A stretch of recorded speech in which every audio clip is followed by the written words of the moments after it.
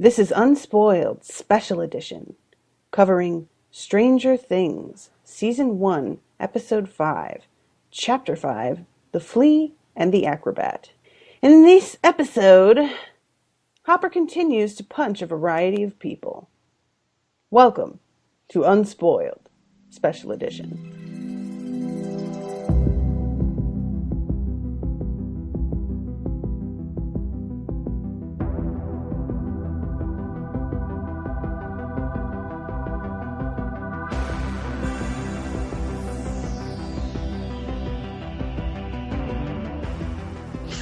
That's really all you're watching this show for. That's it. Hopper punches people. Natasha is happy. Hopper is my hero. I love him. And his decision to just basically wrecking ball his way through to the truth is pretty much my favorite. It's pretty cool. So yeah, I'm here for this. And oh my gosh, I'm so happy somebody has told Joyce that they believe her. Oh my god.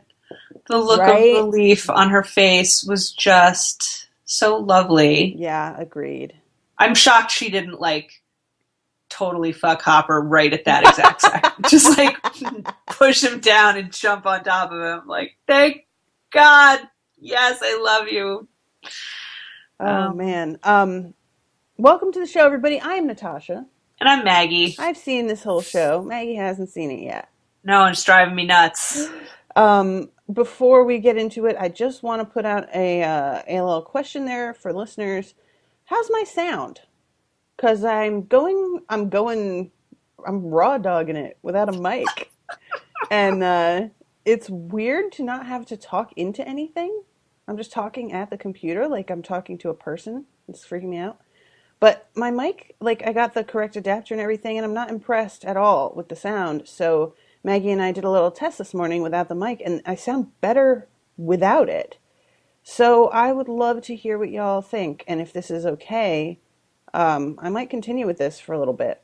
But I'm looking into getting an iMac Mini instead and returning this iMac, because if I can, I would like to continue using the mics, because I think that those probably sound better than no mic at all with this, when it's done right. So yeah, I'm just curious, and everybody leave comments and let me know what you thought about the sound. So yes, this episode, what did you think?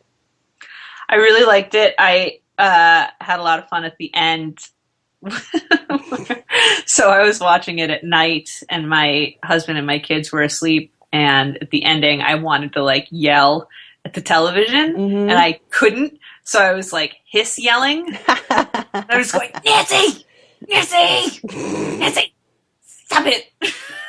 Yeah, that is probably the only part in this show where I genuinely was like, oh, come on. It's hard for me to fathom anybody doing what Nancy did. But it was such an Alice through, down the rabbit hole sort of moment. Yes. Where I don't, it's so... I can imagine it being so hard to resist something like that. Just being what the fuck is that? And sticking your head in and not expecting to come out in an entirely different world. And obviously, if she hadn't just fought with Jonathan, her instinct would have inevitably been to be hey, Jonathan, come see this. But she's a teenager and she's being petulant and mad. So she's fuck it, he went off in the other direction. I can do this by myself. And I'm no, you can't. The thing is that, to me, it's not even about, of course you don't expect to go into a different world, but you just saw a deer, a fucking, 100-something pound deer, get yanked like it was nothing. Yeah, into, darkness and, just disappear, basically. Yeah, and the blood trail leads here. And even if there's obviously, I would assume a bear or a cat, a giant cat of some kind, that's enough to make me not want to crawl into its little hidey hole. Right. And she knows it's a monster. What? She knows the monsters. And she must. Nancy. I was seriously waving my arms at the television screen. Stop it, go back. back. No, but not backwards, stepping on things. Just don't Oh, go. look Like, where you're going, oh, lady. God. Nancy. Although I do get not wanting to turn your back on that thing because, Oh, I yeah. totally get that. But, like, Nancy. Seriously, it was ridiculous. Me wanting to yell at the screen and just not being able to. It was so frustrating. I immediately, like, as soon as it was over, I just turned the TV off and I was like, oh, I'm so mad at you. Oh, God. Why? um, okay, so let's start from the beginning. Okay, yeah. We open up with Hopper going into this facility. He had cut the chain link fence. He hides from a few people, and then he sees this biohazard. What do you call it? And Like a he's. fire hazard sign on the plastic wrap, and he's like, well, all right, fuck it. I And love that shrug of the shoulders. He's just yes, like, oh well. it's so good. And Like, how drunk is he, do you think, like, I at this point? think I don't know. There's something about the way that he like responds when this guy's like, "What's your name?" And he's like, "I'm Hopper. I'm Police Chief Hopper." That makes me think he's pretty drunk. Like, Like, I've got authority. there's just a smirk that he has with it. I don't know. So yeah, he punches both these dudes, or he punches the first guy. The second guy, he just takes his gun and the badge. He swipes the badge to get in through this door, and then shoots the sensor on the other side so that they won't be able to do that. Pretty smart. And we see him like the scene cuts away from here and goes back to Joyce here, but we may as well finish this part. He winds up in the room with the crazy fucking vines growing everywhere. Right. And I thought it was neat to note, like, he gets to get there, he gets in that elevator. Doesn't he just get in that Yes. elevator that we see at the beginning of the Yep. first episode? Yep. And I'm like, well, so that guy was coming directly from the crazy place, which we didn't specifically know. Like, we knew the monster, that there was a monster and he was scared of the monster, running away from the monster. But the fact that that elevator takes you directly out of the crazy place, Yeah. I thought was interesting. Stay out of the crazy place. It's basically what you want to. Don't get into any elevators in this building. Bad things will happen to you. But yeah, so he's in the place with the vines. And you see something walk by him? Uh-huh. I totally thought it was the thing. Yeah. As it turns out, there are like two dudes in hazmat suits, and they stick him in the neck.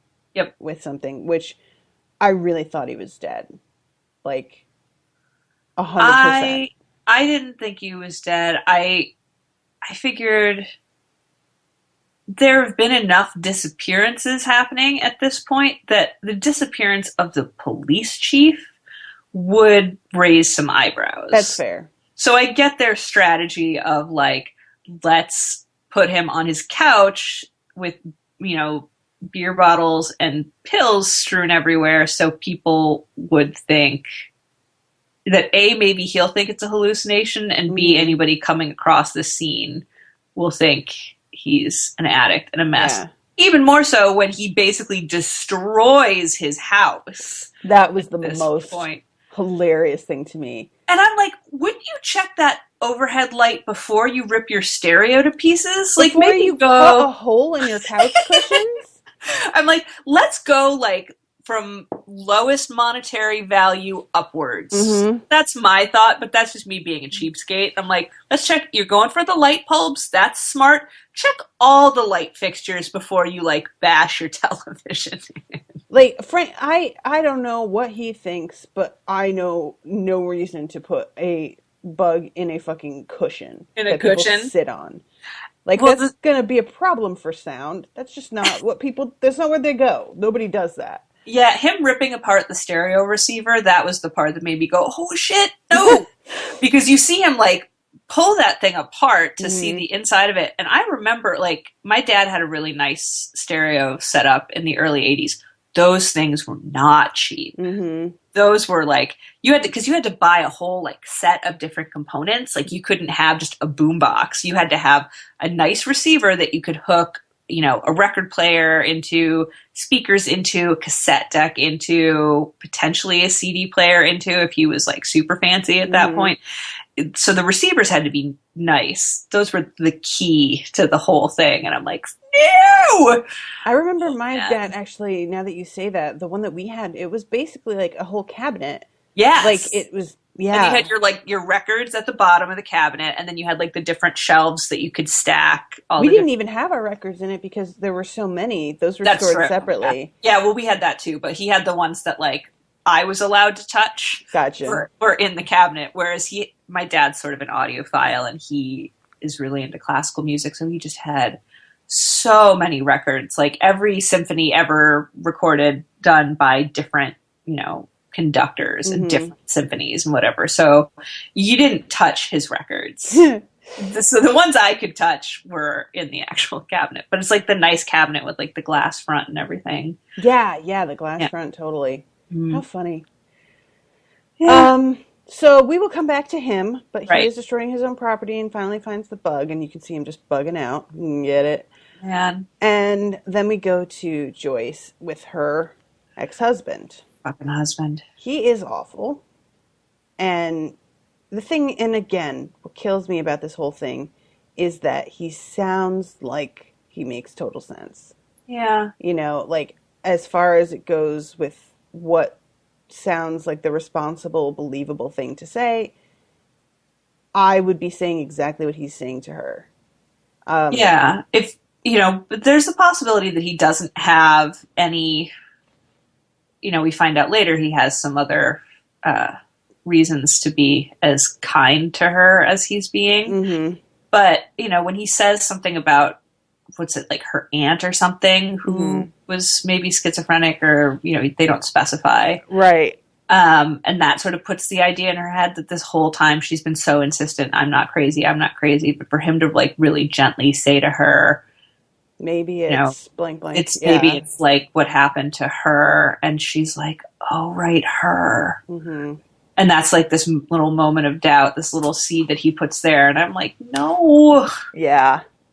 No. But what he's saying, exactly, it sounds like it makes sense because everything she's saying sounds like it doesn't make sense, which she knows. And that Yep. should be the tip off to her that she's not crazy. And it was, that's what she says to Hopper in the last episode was, if I was crazy, I wouldn't know this sounds crazy. That's true. Right. Although, yeah, I don't know how true that is. I don't know enough about like mental health and schizophrenia to know how aware people are about what's happening as it starts to get worse. When I was really manic, I was convinced that I was actually depressed. Huh. So I'm bipolar, and I do cycle really rapidly between the two. Like I can be in both states sort of at the same time, which is a thing. Okay. But I didn't realize that my trajectory was up. Mm-hmm. And like up and up and up and up and up because I was convinced that I was so unhappy that I couldn't possibly be as manic as I was. I got you. And it wasn't until I totally crashed that I was like, oh, all the things I was doing were nuts. Yeah. So you definitely are not completely aware. Like I was aware that I was unwell, Mm-hmm. but I didn't really have any idea of the parameters of it. Mm-hmm. And once it was over, it's like I'm watching it on a TV screen when I think about it. Like it was something totally separate from what was actually me. Yeah. I get what you mean by that. Like yeah. I'm able to totally compartmentalize it and be like, oh, that was fucked up. But like rationally, I know I was the person doing it, but emotionally it doesn't feel like it. I'm not connected to it at all. Okay. So that's my experience of crazy. Now, schizophrenia is a different thing, so I can't speak to that. But most stories I've heard are that people who are schizophrenic are deeply convinced that what they're saying is true, Okay. and that everybody else is fucking with them, basically. So, because that's the paranoid part of paranoid schizophrenia. Right. The idea that everybody else is kind of out to get you because you know the truth. Right. So, Yeah. Yeah, that makes sense. Feeds on itself. Right. Hmm. Smart disease you got there. Yeah. Not you, but No, but yeah. schizophrenics. No, when your brain's out to get you, it's the worst thing in the world. Yeah. So Um. poor, but so basically, poor Joyce. Yeah. Exactly. And And this Jonathan comes dickhead is not home. helping her fucking ex-husband. Yeah. And Jonathan comes home and is just like, first of all, what the fuck are you doing here? Second of all, there's a fucking hole in the wall. What? And he wants to talk to his mom alone, and I can't remember his father's name. Lonnie. Lonnie, thank you. Lonnie tells him that's enough and takes him off into his room and tells him, you have got to stop feeding into this because it's just going to make things worse. Again, if she were crazy, this would be a reasonable thing to say. Mm-hmm. Again, like as much as I can't stand Lonnie, this isn't a bad tactic here. He's trying to be, and he says, I'm here to help. And I'm like, well, Kinda. but it's Are true ya? that this is a good plan. Yeah. And Jonathan, this is the perfect foil, because otherwise Jonathan be coming home, going straight to his mom, going, I believe you. exactly. Yeah. This just interferes with everything. Can't do And that. he's so mad at his dad that he doesn't want to say to his dad the things he knows because he fucking hates his dad. Yep.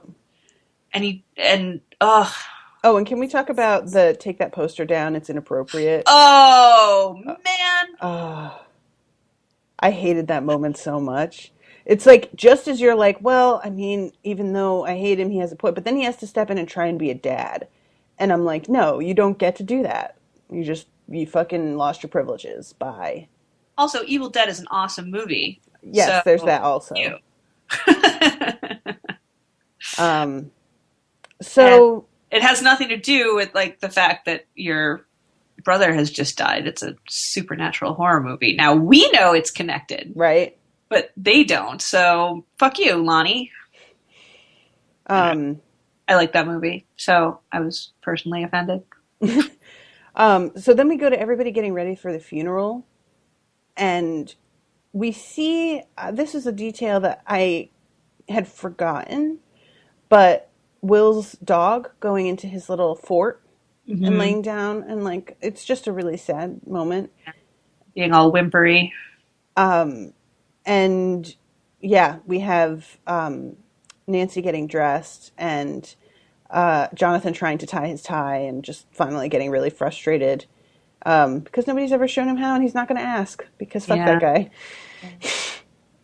And Lonnie comes and gets Joyce, who is sitting in Will's room surrounded by these lamps, and there's the funeral scene, which it's such a strange thing because Joyce is staring in disgust at this coffin of a thing that she knows is not her son, and like won't even look at it. Like, she keeps casting it glances like, fucking fuck this whole thing. I liked the detail that she's just wearing like a parka, basically. Like, she's not even, usually everybody else at the funeral is all dressed up, and she was dressed up, but she's just covered it up. Yeah. And is like, I'm just not engaging with this at all. I'm not going to do the whole standing here like the sad mom in a wool coat. She's like, I'm going to sit here and be miserable and pissed off in my, plastic Walmart parka. And I like this. Yeah, the boys. Oh my god, I love it because they all know that he's not dead, so right. They're not taking this seriously. Which on the outside looks really gross, I'm sure, to everybody else, because Dustin's pointing out that one of the girls is crying. It's so funny. Wait till we tell him that so and so was crying at his funeral. It's the most ridiculous sentence anybody's ever said. Right? Wait until we tell him that this happened at his funeral. Normally you'd be like, well, you can't. That's the whole point of a funeral. But it's so funny also because I remember at that age, I was so deeply depressed as a 12-year-old. I was like suicidally depressed as a 12-year-old. Like, that's when things started going really badly for me. And I remember thinking to myself, well, they'll all be sad at my funeral. And then the tiny rational part of my brain that was still in there was like, yeah, but you don't get to watch your funeral. You won't get to see them all being like, oh, we should have been nicer to Maggie because you'll be dead. Yep. And, at the time, like, I was technically still sort of Christian, but not really. I was kind of there at church because that was the thing to do. Mm-hmm. And I was going to get confirmed because everybody else was going to get confirmed or whatever. But I had already started not really buying it. Mm-hmm. So in my brain, I wasn't even able to be like, yeah, but in the afterlife, I'll come down and what? I'm like, no, that's not how it works. Like, you're being irrational. You're not going to get to see them being sad. You'll just be dead. So that's stupid. Don't do that. Don't fantasize about your own funeral because you won't get to see it. That's the point. And so for him to be like, wait till we tell him that so-and-so is crying at my funeral, I was like, yeah, that's what I would have wanted to know. I think that it's a great, like, a totally accurate to what the priorities they have at the moment are. Right. Agreed. It's such an immature train of thought, but at the same time, for them, it makes sense because they know he's not dead, and they're convinced they're gonna find a way to rescue him. Mm-hmm. And it's so cute. Dustin's so cute. Dustin's the best. Yeah, and I liked also at the beginning when they show the kids getting ready. Mike's dad is trying to tie his tie, and Mike's like, ugh, get off, you're hurting me. Mm-hmm. That fucking dad. Yeah. Who's just not there for him at all. Yeah, it's a really, like, he lets him, but it's just, I don't know, it's a nice, like, Jonathan doesn't know how to tie his tie because his dad wasn't there. And right. Mike has his dad to do it for him, but his dad also feels like he's not there. Like, you can have a dad and feel like you kind of don't. Yeah. Which is an interesting concept that I don't feel like gets explored enough in fiction. This feeling of he's there but absent. Which I think is more common than we're willing to really admit a lot of the time. Neglectfulness. That's the word I'm looking for. Just and not like it's just an unconscious thing. Yeah, just doing the real bare minimum. Mm-hmm. But not on purpose, just because the dad's just not emotionally invested for whatever reason. It's sad. It's such this like classic suburbia, as Nancy talks about later, they just got married and so they could have this perfect nuclear family and live at the end of a cul-de-sac. Mm-hmm. That's all it is. There's no love there. Yeah, it's the kind of thing that I can't really relate to in terms of like wanting this idea so much that you're willing to sacrifice what really should be the most important part of it, which is being with somebody that you give a shit about throughout. Right. It's hard for me to like fathom the concept being so important to you that it takes precedence over who you're with when you do it. But that's also such a thing that has changed over time, because it used to be that wasn't in it at all, the romantic love part of things. It was your families are going to be joined together and you're going to now have this is the life that has been assigned to you, basically. And that really didn't start changing until the 20th century. This increased emphasis on what should be bonding a family together is the beginning of it should be romantic love. And it's also a very Western concept. It's not necessarily the case in a lot of I know so many people who are of South Asian descent in particular, whose parents had arranged marriages and who are still married and are very happy together and grew to love each other. But that wasn't what started it. That's what's so interesting to me is the idea of growing into loving each other, which is apparently a really common thing. But I think that's because it's one thing to have an assigned marriage where you are entering into a contract, basically, and you have to do your best to make it work. Right. Versus having the free will to pick who you want, and you still pick somebody that you're kind of indifferent about. And you just sort of settle. Yeah. Yeah. Yeah, because you're not going to grow to love that person I mean, it seems so unlikely that you're going to grow to love that person because you got to pick. Mm-hmm. And if you didn't love that person at the outset, why do you think that's going to change? And it's like, I don't know if people hope that they sort of the same thing will happen. Well, we'll grow to love each other. But I think there's a different there's a resentment there if you're the one who selected them Yeah. that will fester and change the whole like equation. And it's just a hilarious thing to me that people always like, I have talked to many friends who thought they were in relationships that weren't working and they actually thought maybe I should have kids and that will bring us closer together. And Oh, I always just had to slap and shake them and be like, there is nothing worse for a relationship, check all the studies, than having children. Like yeah. it is the deciding factor in a lot of relationships that we didn't realize how bad we were for each other until we were trying to co-parent and did it in totally different ways. We never talked about what our goals were going to be with the way that we talk to our children or our methodology or anything beforehand, and then it was too late. We found out that we Yeah. had completely different ways of wanting to raise them in the world, and Right. it just wasn't going to work out. Or even just, I mean, there's so many different ways that that can manifest. Mm-hmm. Like, or one of you wanted kids more than the other one did, and then once the kids are there, the other parent is resentful. Mm-hmm. I don't know. Resentment, I think, is a big issue in a Yeah. lot of marriages. Or just the trying to save a marriage with kids idea Mm-hmm. is such a terrible idea. Like, never do that. And it is so Never. common. It's Oh, crazy to yeah. me. I don't understand. Like, why would you think that would make Mm-hmm. things better? Like, if we both love the same thing, then it'll make us love each other more. No. Yeah. Oh, and usually in that sort of situation, it pairs up with the one person wants kids more than the other situation, at least in my experience. And oh, it just is all such a terrible pile of awful. Like, don't do it. And I mean, Kids, it's such a deal breaker. Kids are a deal breaker. They just are. and the thing that like, most marriages end because of issues with finances, I think, is like the Yeah. number one reason. And nothing is going to fuck up your money situation like children. Nothing. Oh, yeah. I mean, Uh-huh. it's just unavoidable if you want to give your kid a decent life. It's just, you can't help it.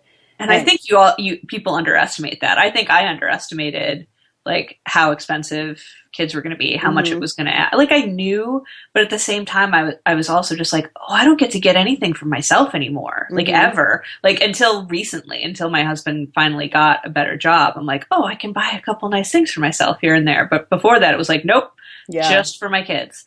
And we'd had such a brief period of, when we graduated from school and moved and were making a little bit more money and didn't have any kids, it was so nice. This like nice little moment of like, I can go out to dinner. I Right. can pay off some credit cards. This is fantastic. And then the kids show up and you're like, all right, that was fun. Right. That's done. Uh-oh. Yeah, that's the main thing is people have been, like family, when are you going to have kids? And I'm like, when I'm making quadruple what I'm making now. And that means probably never. Um, but yeah, money is the biggest reason for me. And secondly, it's just the fucking energy, which no. I barely have the energy to take care of myself in a way that makes any sense. Um, but anyway, tangent. Um, Sort of skipped over in the opening, the cold open before the credits. We have the scene with the boys figuring out about the upside down. Yeah. Um, and this is the way they did it is really cool. And you totally nailed it with the L turn flipping over the board. Right. They Um, come back to that concept. yeah. Because you kept saying it's like the reverse, the negative, and I wanted to be like the upside down, but I Right. didn't do it. Um, Is the cold open the part where they pull out the D&D book and yes. find the thing about, what do they call it? The Is it the the shroud? The Shadowlands. Shadowlands. I loved that. That was so Yeah. great that they had something on hand to literally be like, this is it. Mm-hmm. And that thing is the Demogorgon, or is Yes. that what it is? That's what it's called? Yep. Love it. Love it. Yeah. It's a pretty like I just think it's is it a little on the nose? Sure, but I'm 100% great with it. Yeah.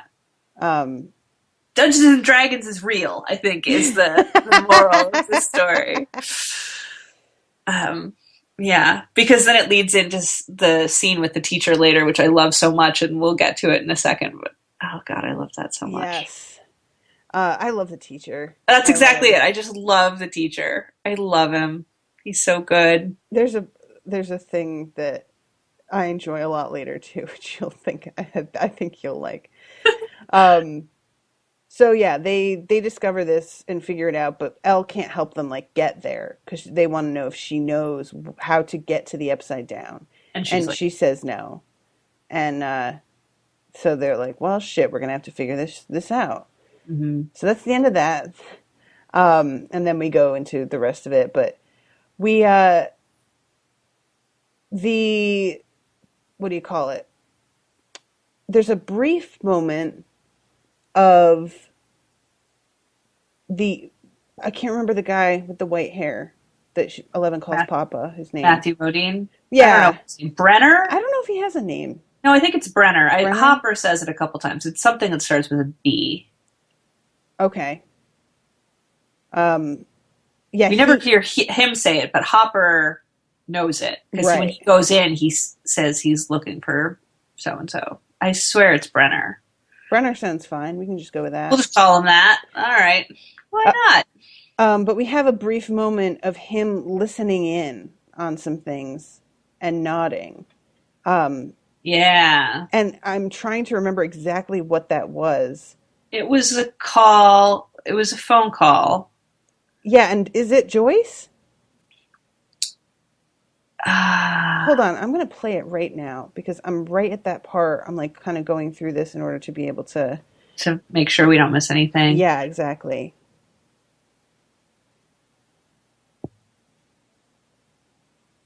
Oh, no, he hears her saying, I don't know, and him saying, Mom, it's coming.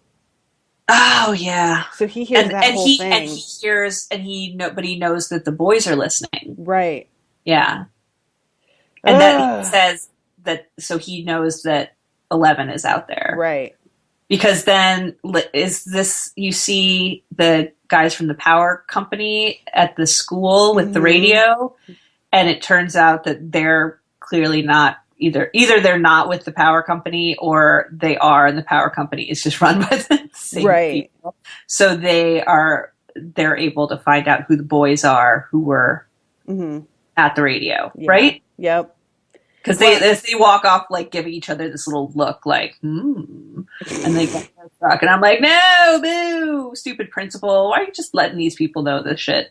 Yeah, that's the thing that I'm just like, can we have a little bit tighter security here on campus, guys? Not just let random vans wander it's around? the 80s. In the 80s, there was no sense of like, secure information or whatever. Yeah. Like now, I just had the situation where I had to like. There's something going on with my insurance policy, and she was emailing me about it. And I'm like, well, can I just email you the credit card number? And she's like, no, that's secure information. I need you to call or fax. Or I'm like, oh, come on, it's 2016. Don't make me actually talk to someone on a phone. I hate talking to people on phones. The worst. I'm like, whatever, hack my email. Everybody already knows all this shit. This is ridiculous. Russia hacked the DNC. Oh my God. Somebody can get my credit card number if they really want to. Can I email it to State Farm for fuck's sake?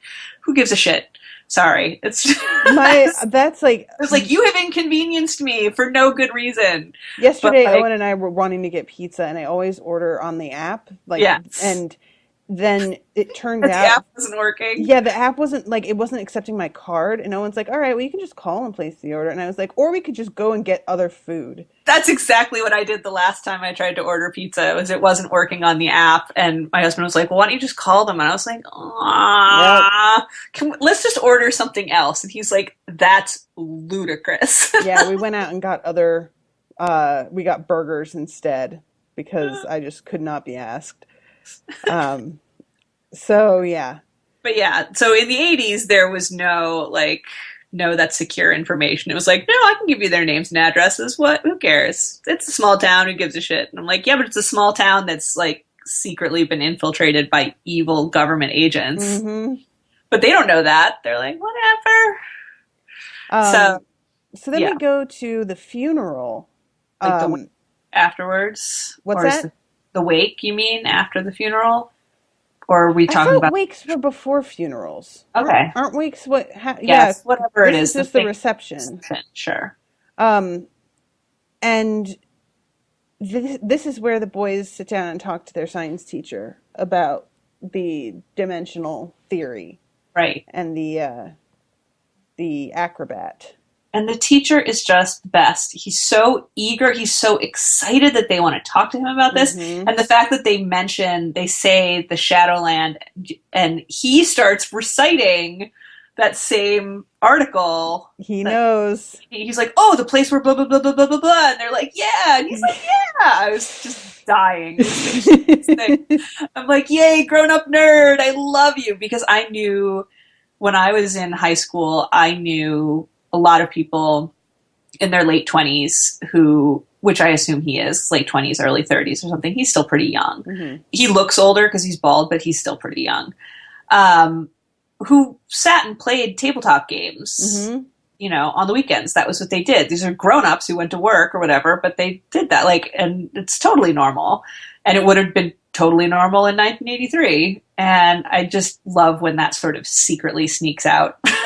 Like people you think are like, when you're a kid, you think a teacher is going to be this totally mature person who has no goofy hobbies or whatever. Yeah. But no, what he does on the weekends, he plays D&D. I love it because I knew and know people who do exactly that. I love it. One of the people, the reason I'm thinking of this is because one of the people I knew was a middle school teacher. Okay. I'm looking at him and he is not bald, miss. So you keep your slander to yourself. All right, whatever. He's got a goofy mustache. He has a huge mustache. He keeps reminding me of the guy from Titanic, the British actor with the long, snooty face, who was also in what the fuck?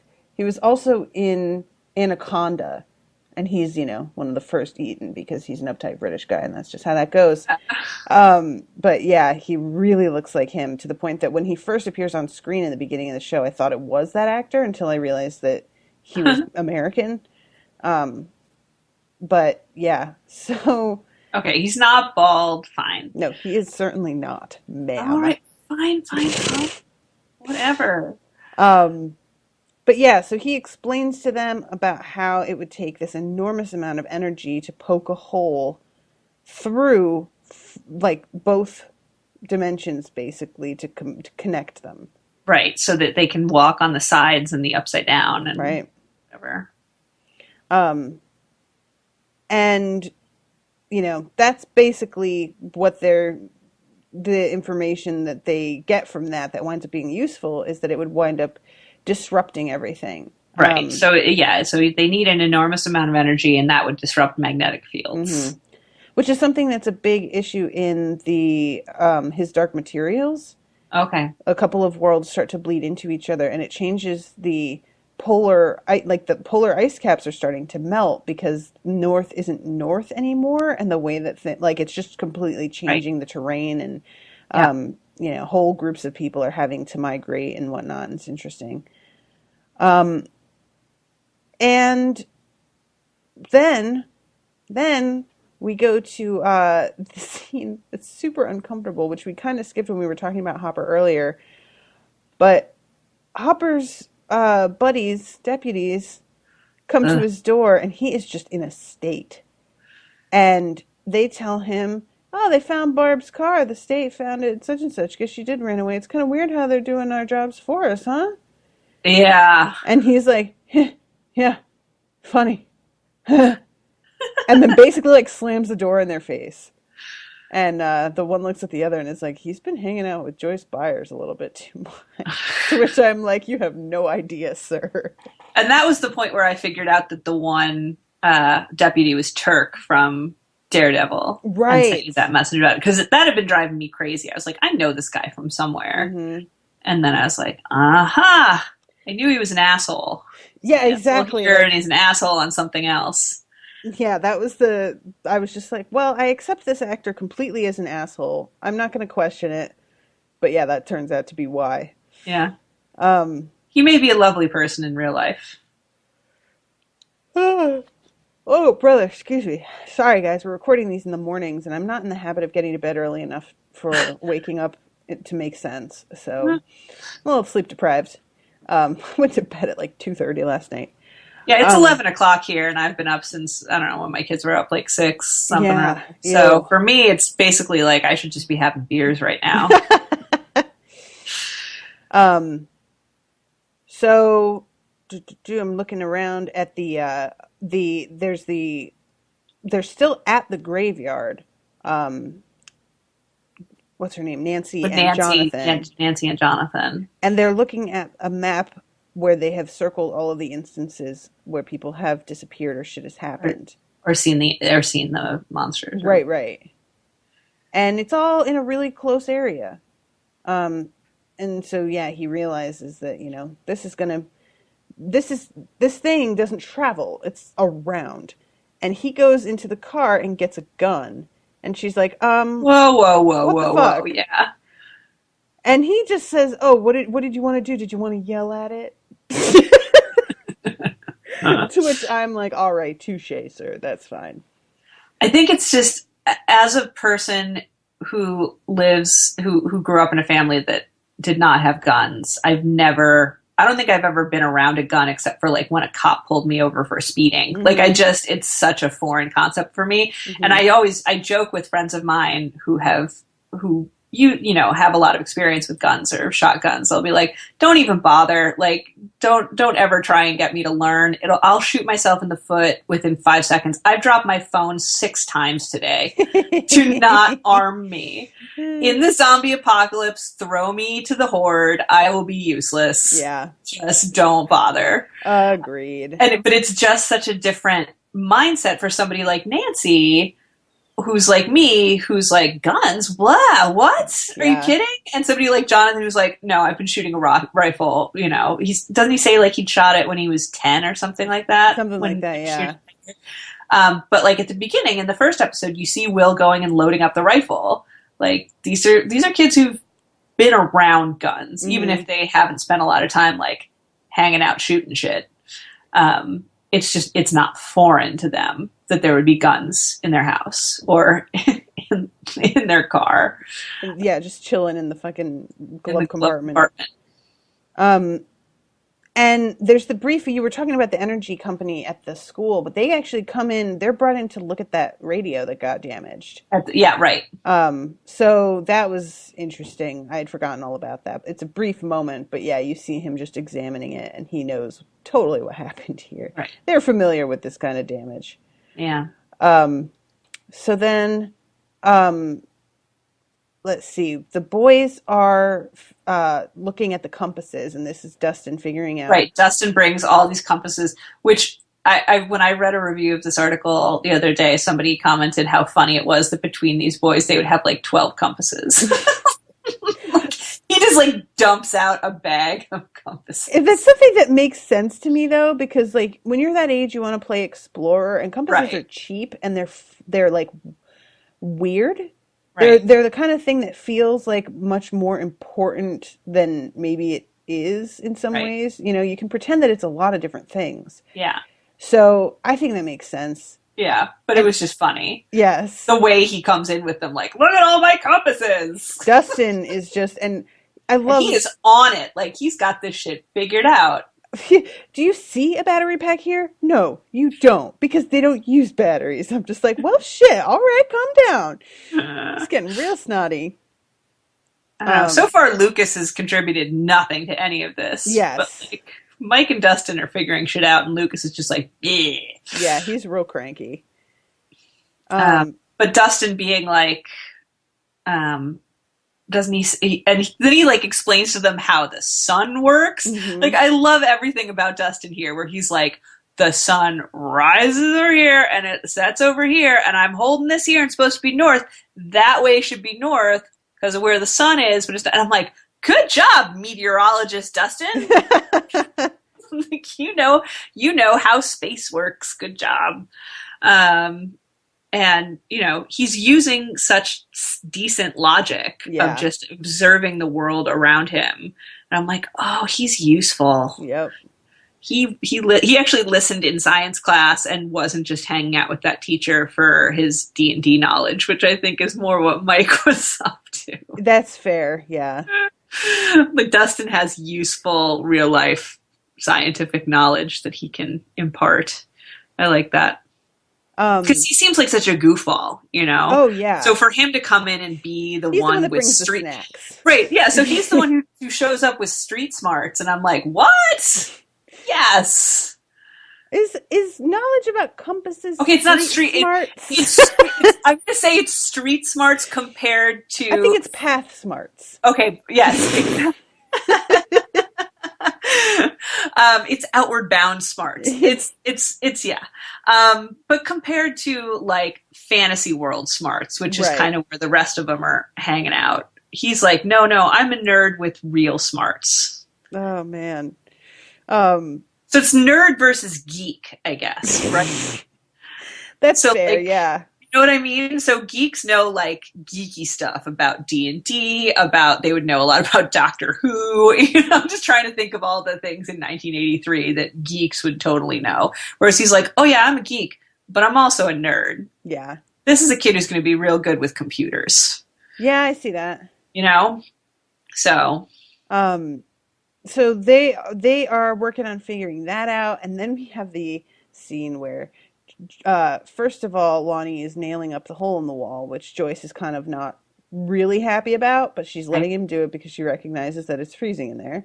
Yeah. And then he gets in the shower and she sees the pamphlet for the lawyers. Fucking Lonnie. And she just loses her shit. Yeah. And there's this big confrontation where he's saying, you know, we can use that money to send Jonathan to school. And she demands to know where Jonathan wants to even go to school. And Lonnie doesn't see the importance of this. He's like, he can go anywhere if we win this money. It doesn't matter. And she's like, NYU. He's wanted to go to NYU since he was 6 years old.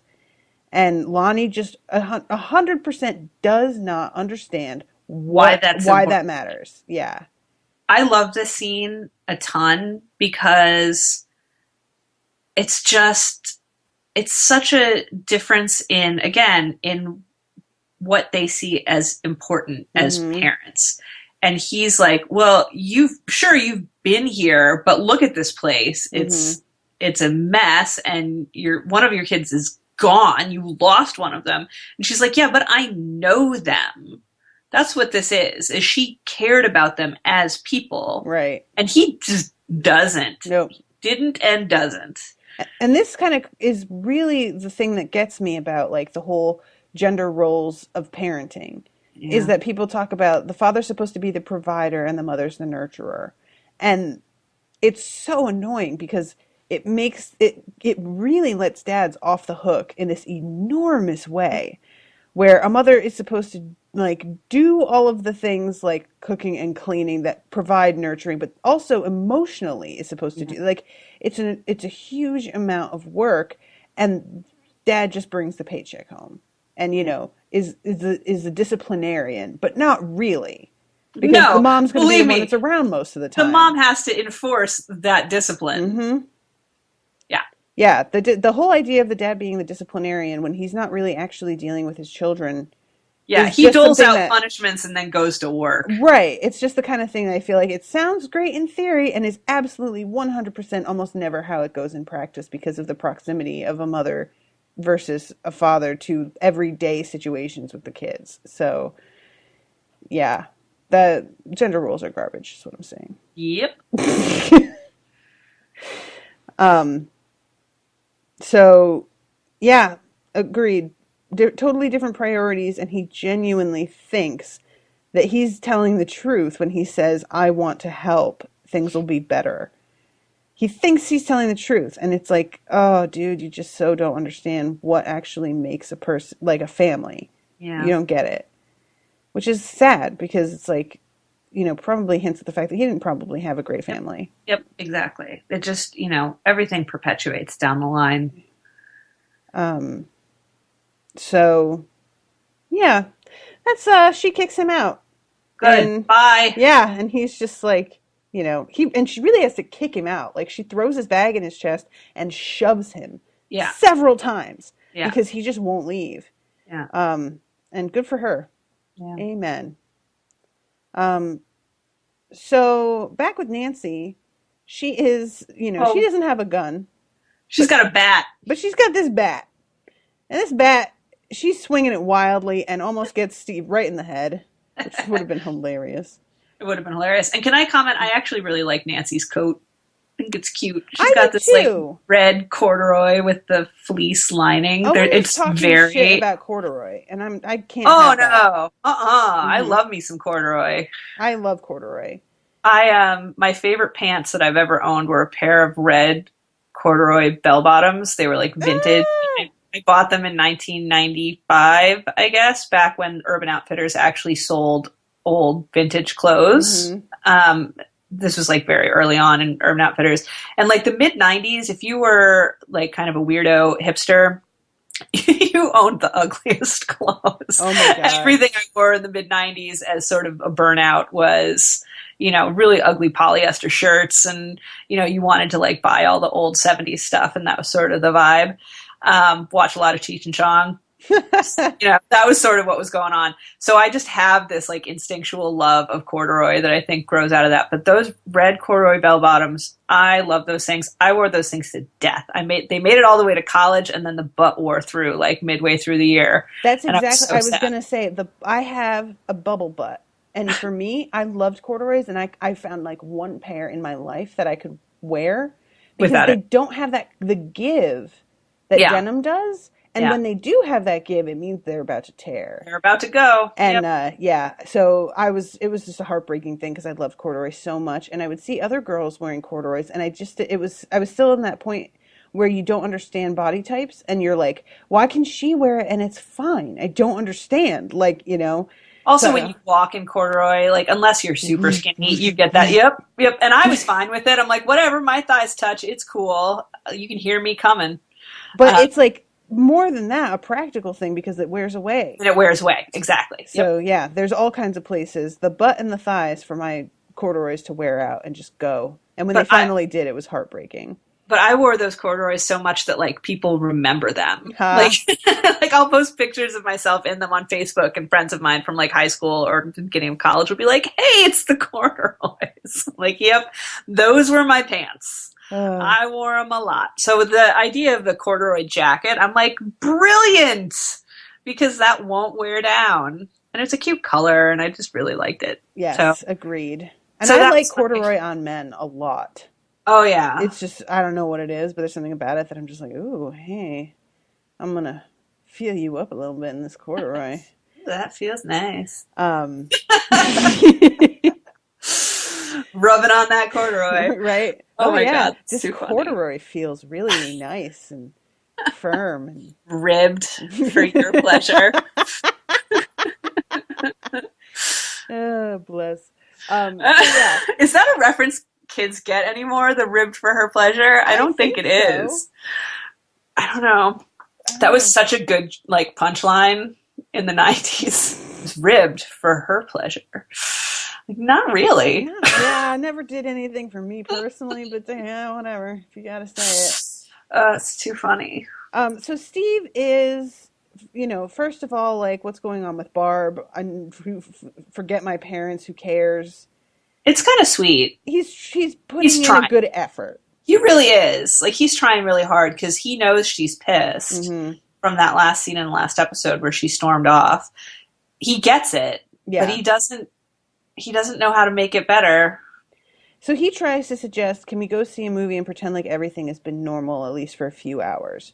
Right. Which, and he suggests a movie that he knows she'll like because he knows he snuck into her room, so he knows she has a risky business. She has a risky business poster on her walls. He references that it's that guy you like from Risky Business, and he starts singing Old Time Rock and Roll, which is the song that Tom Cruise dances around in his underpants to. Yes. Risky Business. So I think Steve thinks he's like being sexy by singing that song. Oh my God, it's so funny. But he sounds like such a dork, and he's kind of like shimmying a little bit. And the thing that I like about this is that if it weren't for the fact that they're actively trying to catch a monster, the She whole might fall for concept it. of Yeah. I want to go somewhere and pretend things are normal would be really appealing. And I think it would work. Like, it's a good tactic. It's just Yep. that he doesn't understand what's at stake right now. And so it's just annoying. Yeah, this would Like, work for him on any other girl he's ever dated in his entire life. And he's yep, so boggled by the fact that she's just not having it. yep. And there's something about her clearly blowing him off and doing it in a way that's so similar to like what a guy would do if he was trying to blow off a girl who was super eager and into Mm-hmm. him. Like, I can picture Steve having this same conversation with her in a different universe, Mm-hmm. where he'd be like, nah, I kind of got this other thing going on, Yeah. and or, I'm not feeling well, and Yeah. I'll call you. Like, I can see, like, at the beginning of this plot line, you would totally think that that's where things were going to end up, with Steve saying that sort of thing to her. Mm-hmm. So her being like, no, I'll call you later, and giving him this, like, little kiss. Yeah. I was like, oh, Nancy, I love it. There's something I love so much about, like, Yeah. she just Sticking it to him a totally little turned bit. it around on him. And he's like, what is happening in my life right now? What? That's not how this is supposed to go. Like, I've played this all out in my head. This is not what? No. Yeah. So I loved it.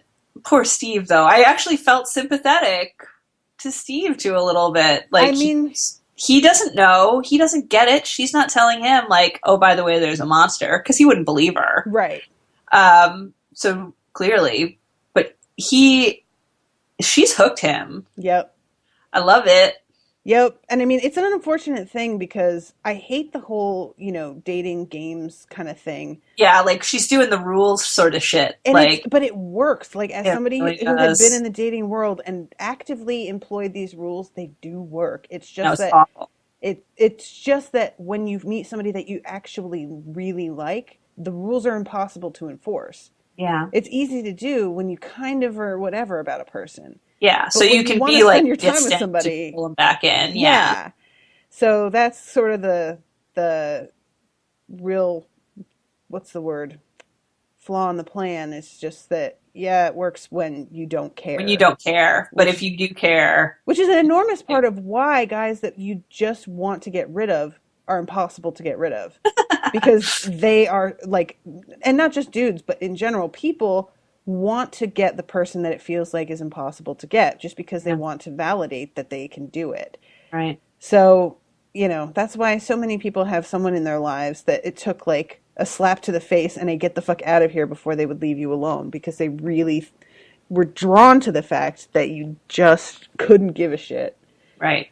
Um, And, it's the whole thing that I hate about the idea of ghosting. mhm. Like, that's just going to drive people crazy. Like, ghosting never works, because if you ghost on someone, they're going to be like, but why? Right? And get, like, even more desperate for your attention. And then it's just going to come back on you. You're just Yep. going to have a crazy person after you. I say this as someone who has been that crazy person who's gotten ghosted on. And now as an adult, I'm like, that's a totally, you can talk yourself through it a little bit more. Mhm.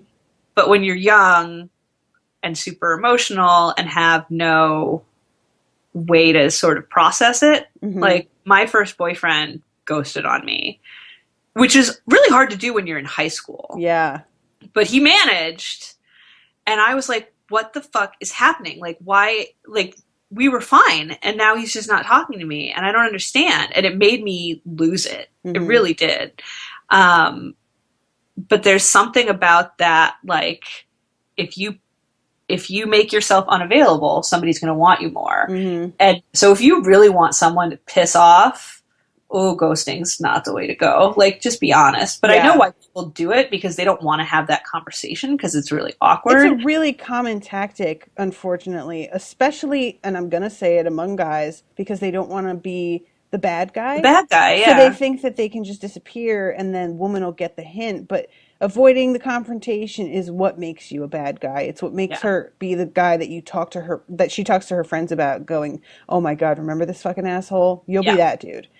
So yeah, it's and it's super, like, it's one, cowardly, It's super cowardly. Nut up and have the conversation, dude. And it's also just like a it's the kind of thing that it feels like it could be a tactic for you to like it could be you playing hard to get. It's a hard thing to read from Right. the outside.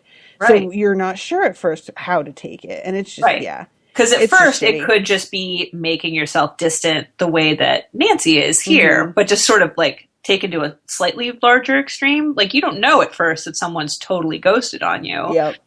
It takes a while. And then, so in the meantime, you've been acting like a crazy person, Yep. sort of trying to be like, hey, what's up? What, so what are you doing this weekend? Nothing. And you're like, hey, I was thinking about you. Nothing. Either ghosting or the other thing that a lot of men do is they are mean to a woman until she Oh, I hate initiates that. the breakup. Yeah, Which that's is, awful. yeah, I've been on that end of it and it's the worst. It's just jerky. Dude, stop being jerky. Yep. Be Agreed. adult. But it's just funny to see it in this situation, that sort of seeing the hard to get thing. Now, obviously, you can see when Steve walks out of there, Mm-hmm. he's like, I love you. Right. Like, it's totally worked. And it's so funny to see it turn around on the popular guy who was supposed to hold all the cards in this relationship. I loved it. I loved it. I felt kind of bad for Steve, but at the same time, I was like, Nancy, Right. you're awesome. You're awesome. Because she doesn't want to, she's not doing it to be hard to get. She's doing it because she doesn't want him around right now. Yeah. She's not feeling it anymore because he was a dick. He was legit a dick. So we are not even quite halfway through this, so we need to Are get you moving. kidding? Yep. Okay. Move it along. So we have the brief scene where Hopper calls his ex-wife, which Right. is super heartbreaking. Right. And you hear her new baby in the background. Yep. And That's- he's telling her like he has no regrets and, this whole thing. She asks if he's been drinking. He says no, and then he's like, all right, yeah. I'm sorry, I shouldn't have bothered you. I'll let you go. And she's still talking, but he hangs up on her. He says, say hi to so-and-so, who I assume is her new husband. Yeah. He obviously knows him. Because he doesn't say it with, like, resentment. He's just like, say hi to Bob for me, or whatever the guy's name is. And I'm like, oh. Yeah. This might have been somebody who was, like, a friend of theirs. I mean, it's just, it doesn't even feel like it's an angry, it's just, you've moved on. I haven't. I guess I just better let it lie. It's just, Hopper, don't do this to me. And then she tries to call him back, and he breaks the phone. Yes. Got a lot of phone breakage going on between Joyce. Real avoidance of communication in a lot of cases. And we have Nancy and Jonathan playing at target practice. Jonathan is terrible, and Nancy gets it in one shot. Right. And he looks at her like, well, shit. Yeah, you should carry the gun then. I'll take that bat. Yep. And that's where she says the thing about her parents and the cul-de-sac, which is heartbreaking that she knows that already. Yep. And that's the kind of thing that I feel like parents really underestimate how much children understand their relationships. Yeah. I mean, I knew that my parents needed to get a divorce when I was like 7 years old. And I just waited for 11 years for them to fucking do it. And I would hear my mom justifying them staying together for my sake. And I would just want to be like, no, this isn't about me. I don't want you guys together. It's awful. But you can't say that as a 7-year-old. Yeah. So like, can one of you leave? Yep. Can we just not have this? Because I would, it was really about needing both paychecks, to get by. And I wanted to be like, I would rather be broke than have to listen to you guys fight all the time. Yeah. But, it's easy to say that as a kid when you're not actually the one who has to feel the being broke as much. Right. And then we have the boys with 11 walking on the train tracks and a flashback. 11 is being put into this tank with a helmet over her head. It's a, what do you call it? Like a sensory deprivation tank. That's the word. Thing. Yes. Yeah. And she's thinking about it, and she kind of like has this panic reaction where she tells them that she wants to go back because she's tired, and they wind up going in a huge circle. And finally, Lucas zones in on the fact that she has been fucking with their compasses on Compasses. Because purpose. she's got blood on her sleeve. Yep. And Mike's like, please tell me that's old blood. Yep. She's like, no. So they wind up getting in a big fight, and Lucas is like on top of Mike, and she screams and throws Lucas into this Ugh. like trailer. And Ugh. yeah, it's real bad. Um, and as And so she, Mike's pissed off at her yep, for doing that, even though she was doing it, meaning to save him. yep, I also wanted to mention that the walking down the tracks was such a Stand By Me visual. So we got another Stephen right. King thrown into the mix. Which Stand By Me is based on the story The Body, and that was the name of the last episode. Ah, yeah. Good So, point. Yeah. um, and in this moment, we have the flashback goes further, and we see her in this like shadow world. It's like It's all just a black darkness box. with Yeah. water on the Water ground, on the ground. Yep. and she is standing next to this guy, this Russian man, who is Right. talking, and she can hear him perfectly clearly, and they can hear him on the loudspeaker. Right. So they're using her as a spy. Yeah. Basically. Yeah. And Go Cold War. right? It's Yeah. such a weird thing to think So about. they've basically got her brain in, I don't know what they say, Moscow, St. Petersburg, somewhere, listening to this guy talk. Yep. And then all of a sudden, There's gone. this other thing. Yeah. This guy just sort of like disappears in this like puff of smoke, Mm-hmm. and she sees this other thing, and she starts screaming.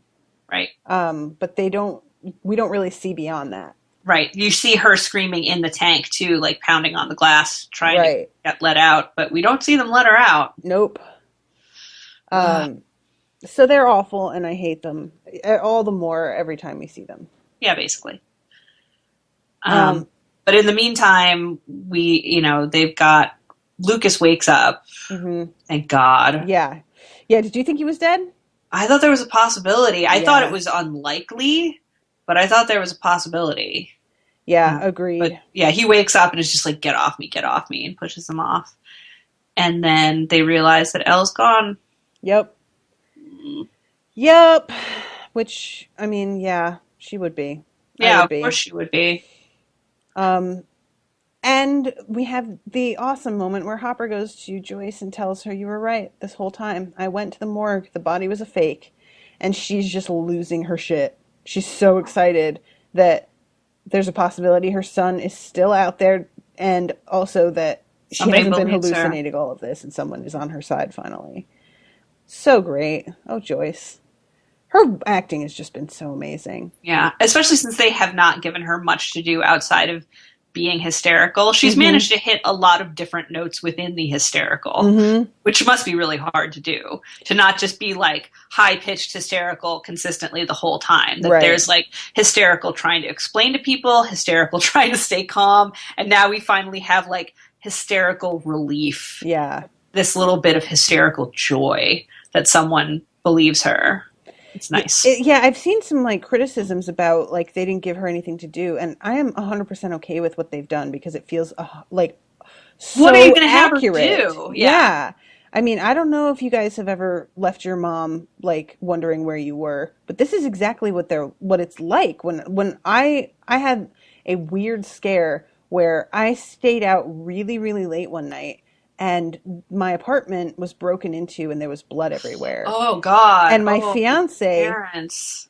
apparently this person who he broke into the apartment building, and he punched through glass that had that mesh inside it. Oh, okay. So it was somebody on drugs, probably. Yeah. And my fiance came home to the apartment. There, like, shit is knocked over, blood, and I'm gone when I'm supposed to be home, and I'm not answering my phone. And he called my mom and told her I was missing. And so by the time I was on the phone again being like, "Hey, what's going on?" My mom was 100% out of her mind. Yeah. And she has since said that was the worst night of her life, like still to this day. that she really thought somebody had taken me and that she never thought she would see me again. And Yeah. I mean, yeah. So I don't have a problem with the script being the way it is. I No. really don't. So yeah, there's the argument with the with these two, Nancy and Jonathan. Yep. They argue about what are they even arguing about? How does it even start? Well, he said she's talking about how Steve is a good guy, and he's like, Uh, fine, okay. And she's, just trying to get him to say, okay, I'm sure he is, but he won't. He's just like, listen, it's not a big deal. I don't like most people. He's in the majority. Can we just move on from talking about this? And then she takes that really personally and is like, I actually started to think you were a good guy. And he's like, oh, I actually started to think that you were okay. But it turns out that as much as you hate everything your parents stand for, you're going to turn around and do the exact same thing. right. So Right. that's cool. And I was like, oh, shit. Yeah. That's rough. Jugular. Critical hit. Right. And then is that when they find the deer? Yes. Mm-hmm. And she goes into this fucking tree.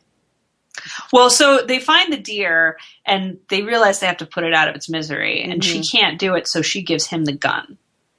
So she doesn't have the gun anymore. Yeah, she was about to do it because she remembered him saying shooting a rabbit had made him cry. Right. Oh, yeah. And he's like, I'm not 10 anymore. I can do this. But he's like, he doesn't do it quick enough. He's having some more trouble than he wanted to admit. And then it gets yanked away. Right. And they're like, that surprised me. I'm sitting there like, what is going to happen with this deer? Is the deer going to like turn it? Because that's clearly, like we talked about with the practical effects, that's a fake deer, like an animatronic deer, and you can tell. But its head is sort of moving slowly, like a robotic deer that was dying would. And I'm like, is it going to like spin its head around and be like, blah? But I think there was going to be some sort of jump scare involving this deer because it was taking them way too long to shoot it. And I'm like, just do it. Whatever it's going to be, just do it because you're killing me. But I wasn't expecting it to just be like, whoa, and get yanked into, Agreed. It happened so fast. And the sound and just the fact that it's just gone. I was like, fuck. Okay. Yeah, that I like. Honestly, it happened so fast that when I was watching it with Owen, he missed it. And he thought that you see the monster or something, and we rewound it, and you don't. You just see the deer disappear. Right. Because it just yanks it. But yeah, it's one of the moments where you're just like, oh my God. Right. And she climbs into the tree and sees it like crouched over the deer eating. It's super spooky. And she's backing slowly away from it, steps on something, it turns around and it looks at her and it has these like petals. Yeah, it's like a flower head with teeth. Yeah. It's very like Guillermo del Toro sort of. It is. There've been and that's, I mentioned earlier that sort of the way that it moved when it comes through the wall was reminding me of Pan's Labyrinth. That's true. I forgot you said that. Yeah, so it's the same sort of thing, but I was not expecting it. Like when they said it had no face, I thought it was going to have like a head, like a human head, but no face. Ah, I see what you're saying. But instead it had like a flower face that like blossoms like the, Yeah, it's like a bud. Yeah, and it's like, and it just, the only thing I could think of in that moment was in Jurassic Park when the dinosaur with the crazy neck ruffle comes out and it just goes, blah. Oh my God. And so I was expecting it to like shoot poison in her face. Like she's Newman from Seinfeld. Oh my God. But instead she just screams. And does it end on that moment of her? Does she scream and run? She screams and starts to run, and Jonathan hears her and is right, and then her. and so he can hear her just barely, and they show the tree and it's like glowing, and the sort of strands are kind of making that weird kind of splurkly noise like they did in the rift in the Department of Energy building. Splurkly. It is. It's a good word. I like it. Yeah. And then it ends, and I was like, why do I not get to? Because then, I'm watching the TV, I'm watching it on Netflix, and it goes to the little screen that pops up and it has the description of the next episode. And the description of the next episode is, I think the next episode is called The Monster. And it, like, the whole description is basically like, everybody figures everything out. And I'm like, what? Come on. I'm like, no. No. Right. And I had to stop when it's like the promise of some sort of actual explanation is like staring me in the face. Fuck you, Netflix. Boo. Boo. But yeah, boo, exactly. Queen of garbage. Anyway, sorry, Princess Bride. That was the one thing in Princess Bride that scared me as a kid. The old lady saying boo? Was the old lady saying boo and screaming at her. That's funny. There are monsters and shit, but that's what really scared me. I used to have nightmares about her. I understand that, though, actually. That makes sense. But I was Buttercup, apparently. I was having nightmares about her. But yeah, so I was mad. So I'm going to watch it this afternoon, even though we're not recording again until next week. I'll have to watch it a second. Oh, you're going to hate yourself for doing that. I can't lie to you. But oh, don't say that. Well, it's the next episode. You think this one ended on the cliffhanger? I'm sure, but come on. I gotta. Well, don't say I didn't warn you. Fine. I know. Okay. All right. Well, yeah, I guess that's it. So we're going to have to wrap this guy up. Guys, if you want to leave comments, go to Unspoiled, the Facebook page at facebook.com/unspoiledpod. You can find me on Twitter at unspoiledshow or my personal Twitter at Natasha Writing. You can go to unspoiledpodcast.com to find all of the previous episodes more easily, or iTunes. And we have one iTunes review. Would you like to hear it? Okay, but should I guess who it's from first? Yeah, you can guess. Is it Lord Hobbs? I don't know what you're talking about. No. Okay, definitely not. Who is it from? It totally is. It is. Lord Hobbs is my boyfriend Owen, and he writes five stars, as good as it gets, no relation, from the U.S. I've been listening to Unspoiled for ages now, and I've got to say, really, have you, Owen? Yes. And I've got to say, this is already one of my favorite shows they've done, partially because Stranger Things is like all the movies I love from the 80s, and yet somehow better than almost all of them. Partially because Maggie and Natasha have an amazingly captivating and beautifully charming dynamic. Oh, sir, you need to calm it down. If you like this show, you owe it to yourself to listen to this podcast. If you love Unspoiled but haven't watched Stranger Things, that's something you need to fix, like right now. So thank you, Owen. Thank you, Lord Hobbs. Yeah, so guys, leave iTunes reviews because it helps the show get noticed, and that gets me new listeners, and that gets me new patrons. And if you want to become a patron, it's patreon.com/unspoiled. And you can join for a variety of different amounts and get different benefits. And I have a goal set up that I'll be covering a couple different movies depending on what goal I reach. So you should check that out. The first goal is to reach 1450. And if I do that, I will be drunk on camera while watching a movie. And then I will do a live recorded podcast. And the second one is I will be on camera watching the entire Godfather trilogy, which I have never seen any of the Godfather movies. And I will then do a podcast afterwards so people can hang out with me basically all day while I watch the movie and then while I record. So those are two things that are, potential goals. That one is, I think, 1,600 is the goal for that one. So at the moment, I am at, I believe, 1,390. Let me check it out real quick and see. But I'm edging towards 1,400, so $50 to go. Yeah, 1,390 exactly. So I have $60 till I reach my first goal, which is really not bad. So yeah, thank you everybody who is a patron. Thank you everybody who donated to get this show going in the first place. We appreciate you so much. Thank you, Maggie, for agreeing to do this crazy ass schedule with me.